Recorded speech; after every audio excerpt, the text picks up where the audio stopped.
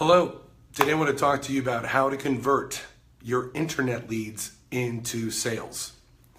This Facebook Live, which I will upload to YouTube, is a tutorial based on a checklist that a client of mine and I developed over the last few days, going over what was working for us, what was not, and what we also saw were the best strategies on how to take leads specifically from the internet. These are not referrals. These aren't people that you meet at networking meetings.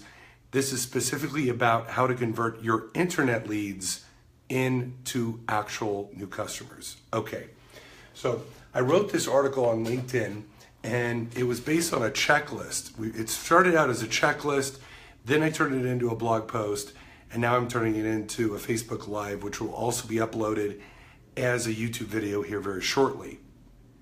Okay, so here's the tips on how to turn internet leads into actual sales.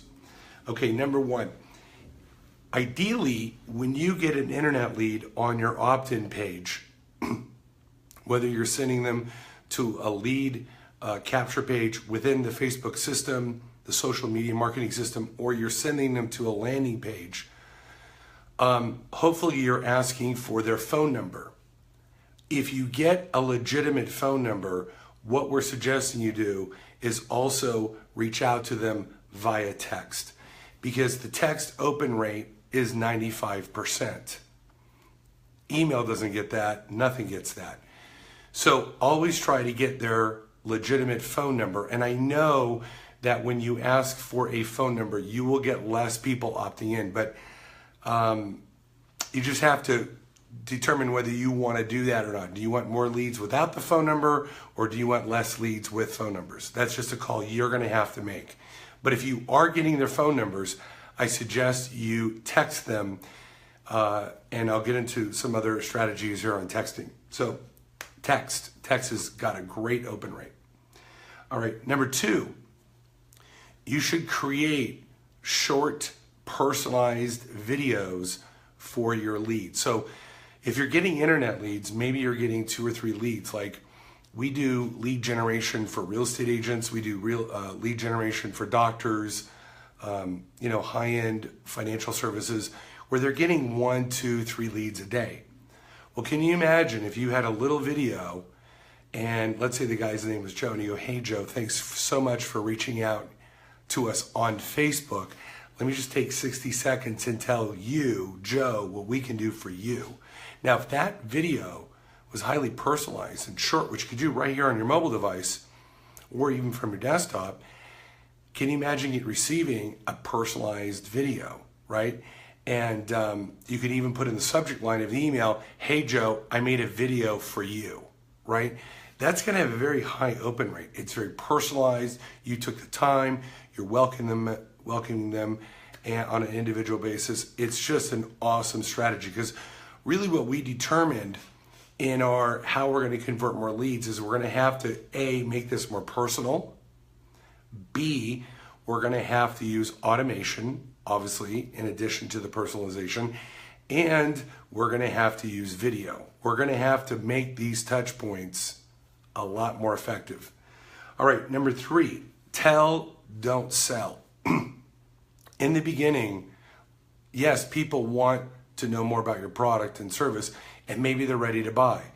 But for the most part, when somebody is submitting information, their personal information on an opt-in form or through Facebook lead system, they want to get some information. So make sure that you're creating content that really does tell people about your product or service, and not necessarily about the features, but tell stories, answer questions. I always tell people, if you want to create content, write down what the top questions are of your prospects and create little short videos that answer questions about that. Share success stories, case studies. And then of course you want to drip this how-to content, and then below the content you can say, hey, if you're ready to buy or ready to contact us, click this link, or give us a call. But always start out your content with something of high value, educational, insights, case studies, how to solve a problem, right? Tell, don't sell. Point number 4, use social proof. And what do I mean by social proof? If you have success stories or testimonials or people that have found a new way of using your product, put that content and distribute it. So if I get a Yelp review, it really just sits within the Yelp ecosystem. I want to repurpose and redistribute that Yelp review through my email, on social channels, maybe even create a page on my website called Rave Reviews or Our Best Reviews, right? I want to make sure that there are other ways that people find out about these great reviews, these great customer experiences, other than just hoping that they find it within the Yelp or Google ecosystem. So that's what I suggest we do. So case in point, if this person has got a great, if we've got a great product review, we want to make sure that we're sharing that through email and through text. Okay, next here is consistency. When you're trying to convert a lead, if you talk to Grant Cardone, Gary Vaynerchuk, any sales expert, you've got to have multiple touch points over a period of time through a number of mediums. Now get that. It's the quantity of touches to that lead through a number of touch points. So I don't want to just call them if I have their phone number and just text them. I want to email them. I want to retarget them on Facebook. I want to retarget them on Instagram. We were just reading a great study about retargeting, which is a guy will run ads on Facebook, and let's say he's got 100,000 impressions, but 1,000 people actually click on the ad.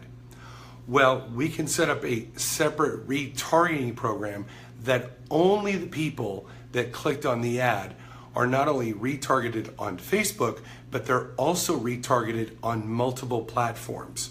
So we really want to surround that interested guy with our content and our brand exposure on multiple platforms. So all of a sudden, the interested guy is seeing us on email, he's seeing us on Facebook with a separate retargeting ad, he's seeing us on Instagram, because we know that he has a higher propensity, a greater likelihood of engaging with us as a brand. So we're going to follow him along on multiple channels, multiple times, to get him back into our ecosystem.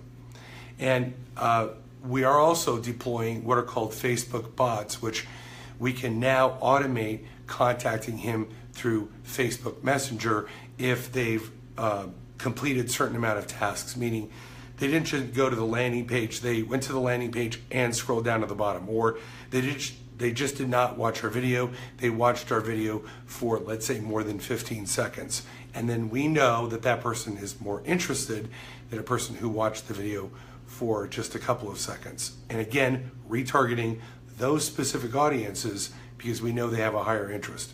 Okay, so these are just some tips. I'm sure there are many other tips, but what we saw is individual agents and sales professionals are not very good at follow-up.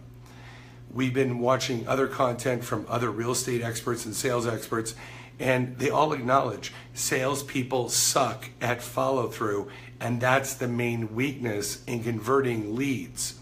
Anyways, just wanted to share this with you. I got to go to another conference. We'll talk soon. Hope you found value in this. Bye-bye.